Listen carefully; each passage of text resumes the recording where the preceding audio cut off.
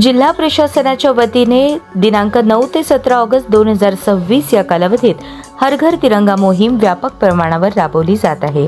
याच अनुषंगाने स्वातंत्र्य दिनाचे औचित्य साधून जिल्हाधिकारी कार्यालयाच्या प्रांगणातून एक्झिबिशन सेंटरपर्यंत बाईक रॅलीचे आयोजन करण्यात आले होते। या रॅलीमध्ये पालकमंत्री जयकुमार गोरे, आमदार देवेंद्र कोठे, जिल्हाधिकारी एस कार्तिकेयन यांनी सहभाग घेतला। हर घर तिरंगा मोहिमेअंतर्गत बाईक रॅलीचा शुभारंभ जिल्हाधिकारी कार्यालयाच्या प्रांगणात पालकमंत्री जयकुमार गोरे यांच्या हस्ते करण्यात आला। ही बाईक रॅली जिल्हाधिकारी कार्यालयातून 7 रस्ता, पोलीस लाईन, रामवाडी येथून मर्याई चौकातील एक्झिबिशन सेंटरपर्यंत गेली।